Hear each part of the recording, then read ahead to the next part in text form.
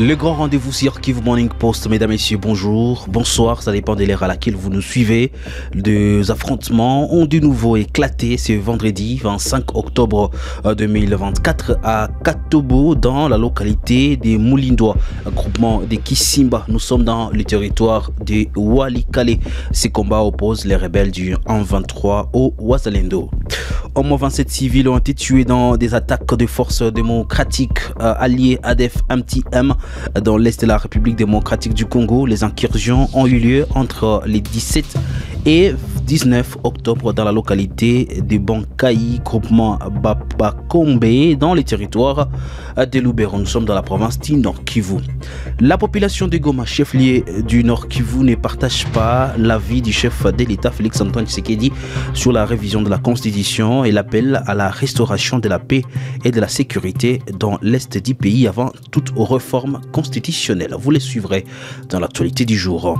Les directeurs provinciaux de l'autorité de régulation du secteur de la sous-traitance dans les secteurs privés au Nord Kivu est sorti de son silence en invitant les entrepreneurs de ces secteurs à abandonner les pratiques consistant à mener des activités sans se faire enregistrer.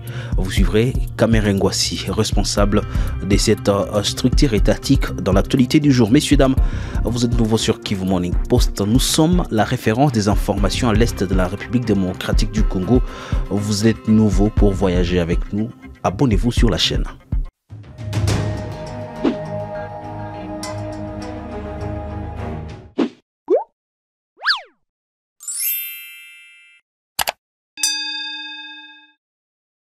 On commence avec cette information de Lubero. Au moins 27 personnes ont été tuées dans des attaques de forces démocratiques alliées à ADF dans l'est de la République démocratique du Congo. Les incursions ont eu lieu entre les 17 et 19 octobre dans la localité de Bankayi, groupement Bapakombe, dans les territoires de Lubero au Nord Kivu. Selon des sources sécuritaires, la société civile relayée par Kivu Morning Post. Suivez ici pour plus de détails Isaac Bingeve. Les incursions ont eu lieu entre les 17 et le 19 octobre dans la localité de Bankayi, groupement Bapakombe, dans les territoires de Lubero au Nord Kivu, selon des sources sécuritaires et de la société civile relayées par Kivu Morning Post. La société civile du secteur de Bapere affirme que le village touché se trouve dans l'aire de santé d'Akwele.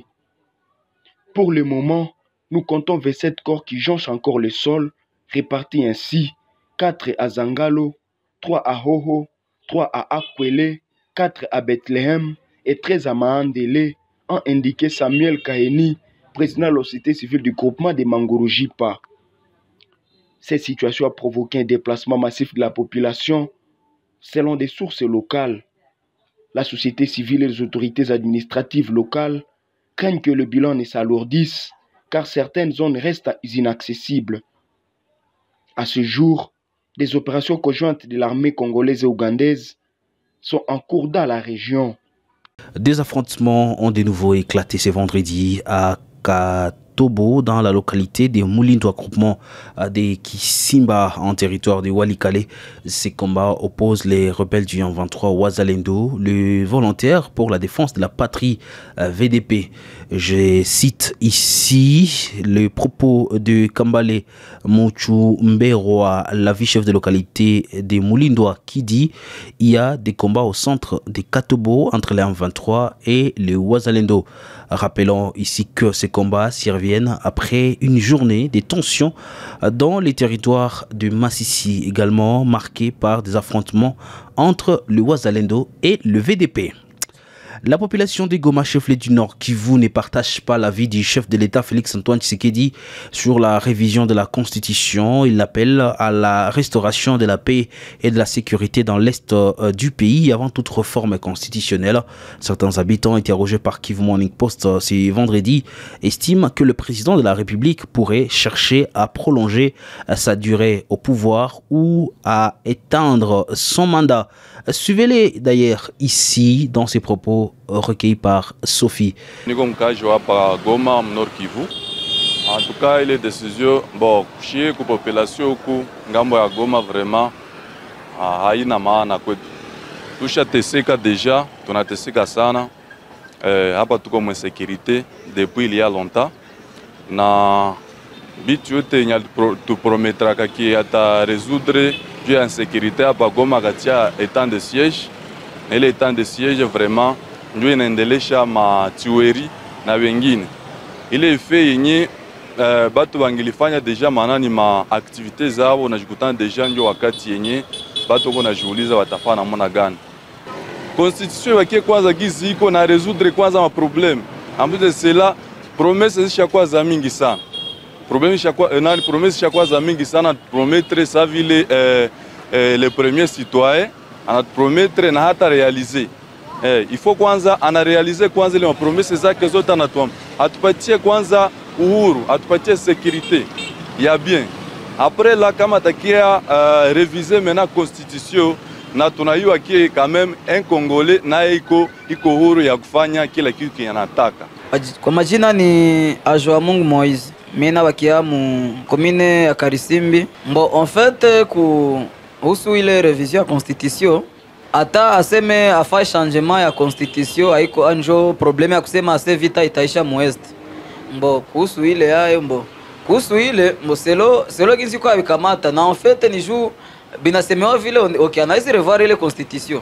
Mais ça si wakaji sasa utalala nje uko nalalamika huyu naye banamuua na mwingine hata kwa iko pale. Ifa revoir constitution ataandika ni kweli bitaonekana. Na sasa tatangaza watasema omwe president alishange. Mais par exemple unaona hii turu bunduki humu zishashinda tama moto. Oro huko wanasema ba motari njo ba mingi. Mais kwa Afrika kila quartier unakutana ni mabunduki.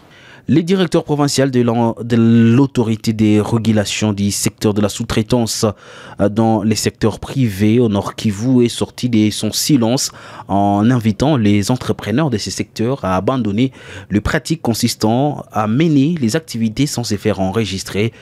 Kamerengwasi, responsable de l'ARSP, constate que de nombreux acteurs du secteur exercent leurs activités sans être enregistrés auprès de son service.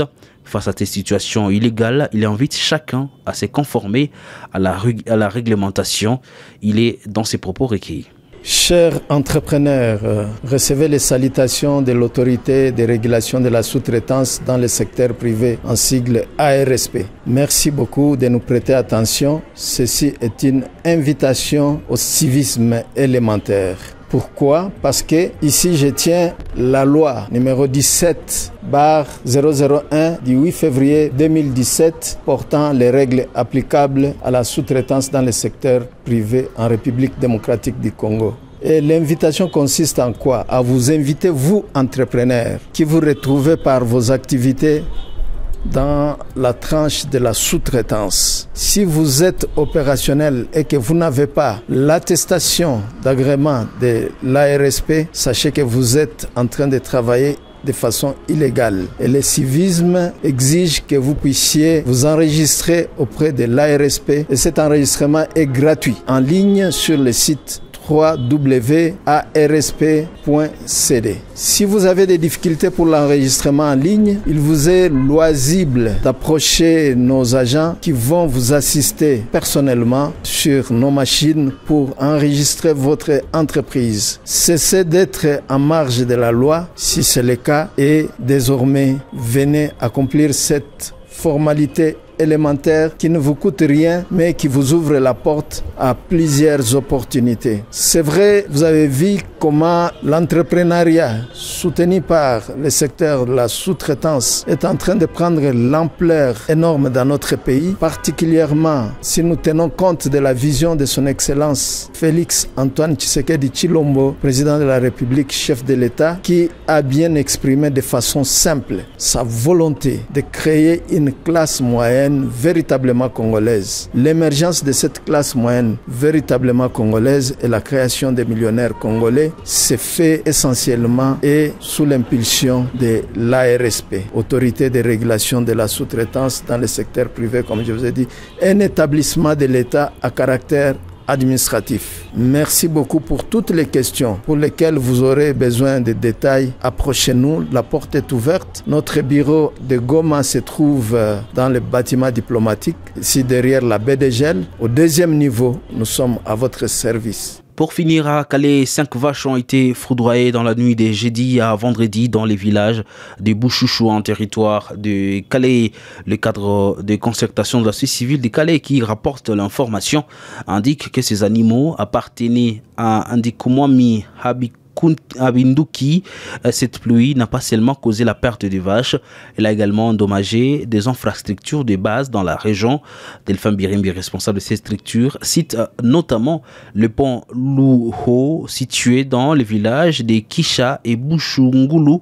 Face aux menaces que représentent ces pluies diluviennes, le forces vives local appelle la population à la prudence. Delphin Birimbi était gens au téléphone.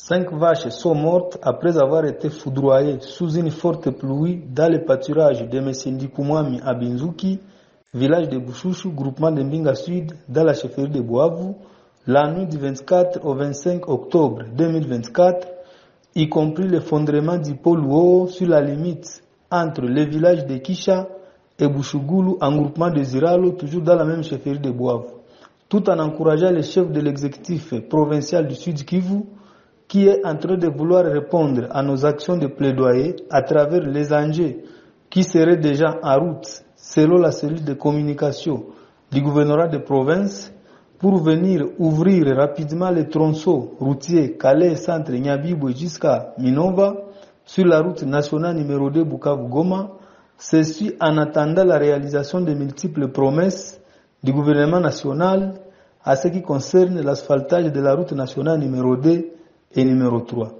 Nous demandons à notre population du territoire de Calais d'être prudente et vigilante pendant cette période pluvieuse pour prévenir d'autres dégâts humains et matériels et d'accompagner comme d'habitude les exécutants des travaux d'ouverture rapide du tronçon Calais-Nyabibwe jusqu'à Minova lors de l'arrivée des engins dans le territoire et le début des travaux sur l'axe.